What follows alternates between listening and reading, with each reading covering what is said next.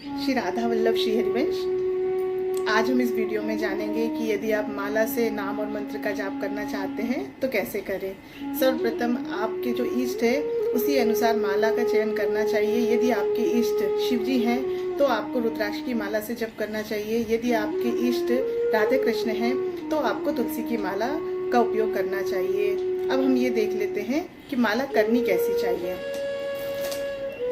ये जो तुलसी की माला है, इस माला को करते समय हमारी जो ये फिंगर तर्जनी उंगली है, जो इंडेक्स फिंगर है, इसको कभी भी माला करते समय टच नहीं होना चाहिए। हमारी जो ये बीच की दो फिंगर है, इसके बीच में हमें इस तरह माला रखनी है और हमारे अंगूठे थंब के जरिए इसके एक एक मनके को सरकाना है। इस तरह हमें माला करनी है। जब हम ये माला को करते करते, हम पूरी माला को करते करते जब हम इस तरफ आएंगे तो यहाँ पर जब हम लास्ट मनके पर पहुँचेंगे तो इसे सुमेरु कहते हैं। हमें कभी भी इसे पार नहीं करना चाहिए। जब हम इस लास्ट मनके पर आते हैं तब हमें इस हाथ का प्रयोग नहीं करना है। इसी हाथ से इस तरह से फिंगर से इसे टर्न कर लेनी है और फिर से माला शुरू कर देनी है।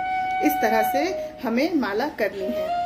अब ये जान लेते हैं कि मंत्र और नाम जप करते समय क्या सावधानी बरतनी है। यदि आपके पास गुरु प्रदत्त मंत्र है तभी आप मंत्र जाप करें तो ज़्यादा सही है। हमने अपने इष्ट और गुरुओं द्वारा यही जाना है कि जो मंत्र होते हैं वो गुरु प्रदत्त ही जप करना चाहिए। आप नाम जप कर सकते हैं, खूब कर सकते हैं, जो भी नाम आपको प्रिय है उसका जोर जोर से या माला से या बिना माला के आप खूब जप कर सकते हैं। पर यदि आपके पास गुरु प्रदत्त मंत्र है तभी आप इसका जप करें तो ज़्यादा अच्छा है। गुरु प्रदत्त मंत्र होने पर जब आप माला करते हैं तो उसके कुछ नियम हैं। वो इस तरह है। प्रथम बात तो यह है कि जब भी आप यदि मंत्र का जाप कर रहे हो तो आप शुद्ध अवस्था में ही रहना चाहिए। आप पवित्र अवस्था में आपको मंत्र कभी भी जप नहीं करना चाहिए। उसके बाद जब आप मंत्र कर रहे हैं तो कभी भी आपको उसको उच्चारण करके जाप नहीं करना चाहिए। उसका आप मन ही मन में उच्चारण करिए और जाप करिए। कभी भी आप जब मंत्र उच्चारण कर रहे हो, मंत्र जाप कर रहे हो, तब आपको हिलना नहीं चाहिए। आपकी बॉडी स्थिर होनी चाहिए, मेरुदंड सीधा होना चाहिए। उस समय किसी भी तरह की वार्तालाप नहीं करनी चाहिए। यदि आप माला के बीच में बात करते हैं या आपको करनी पड़ती है तो उस माला को फिर वहीं रोक के आप फिर से उसको स्टार्ट करिए। वो माला फिर आगे मत किया करिए। अगर आप माला मंत्र जाप कर रहे हैं माला के द्वारा तो कभी भी नाक, मुंह, कान या कमर के नीचे किसी भी भाग पर आपको स्पर्श नहीं करना चाहिए। यदि आप स्पर्श करते हैं तो आपको हाथ पैर धो के आचमन करके, यदि आपके पास ब्रज की रज है तो उससे आप लगा के शुद्धिकरण करके फिर आप अपना मंत्र पुनः स्टार्ट कर सकते हैं। यदि आपको नाम जप करना है तो नाम जप के लिए इतने नियम नहीं है। आप नाम किसी भी अवस्था में, अशुद्ध से अशुद्ध अवस्था में भी नाम का जप कर सकते हो।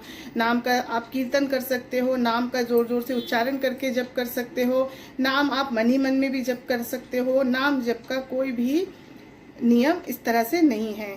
नाम जप के लिए यदि आप किसी ऐसे स्थान पे जा रहे हैं जहां आप अपनी माला नहीं ले जा सकते हैं, क्योंकि माला का भी इष्ट की तरह ही सम्मान करना चाहिए। हम अपनी माला को अपने प्राणों से अधिक संभाल कर रखें। उसको जब हमारी माला हो जाती है तो पहले हम उसे अपने ऐसे नेत्रों से लगाए, मस्तक से लगाए और उसे फिर यथास्थान रख दें। तो ऐसे स्थान पे जाने के लिए जहां हम माला नहीं ले जा सकते, वहां हमको आजकल आधुनिक जीवन के अनुसार इस तरह से काउंटर चल रहे हैं। ये भी बहुत ही लाभदायक है। इस तरह के काउंटर्स आपको ऑनलाइन मिल जाएंगे। 2 के 3 के पेयर में बहुत ही इजीली उपलब्ध हैं ये सब। तो ये बहुत ही काम की चीज़ है कि यदि आप माला को नहीं संभाल सकते हैं, नहीं ले जा सकते हैं, तो आप इस तरह काउंटर को इस तरह फिंगर में फंसा के और आप इस तरह, इसमें बटन होती है, इसको दबा के मंत्र का आप, यदि आपका कोई नियम है 1000 का, 21,000 का, तो आप इसके द्वारा आराम से कर सकते हैं। ये हमारे लिए बहुत ही फायदे की चीज़ है। किसी भी स्त्री पुरुष कोई भी इसे किसी भी अवस्था में जप कर सकता है। यदि आपको ये जानकारी अच्छी लगी हो तो आप इसे और भी लोगों तक पहुंचाइए और आप चैनल को लाइक करें, सब्सक्राइब करें, शेयर करें, कमेंट करें, ताकि अधिक से अधिक लोगों को इसकी जानकारी मिले। जय जय श्री राधे।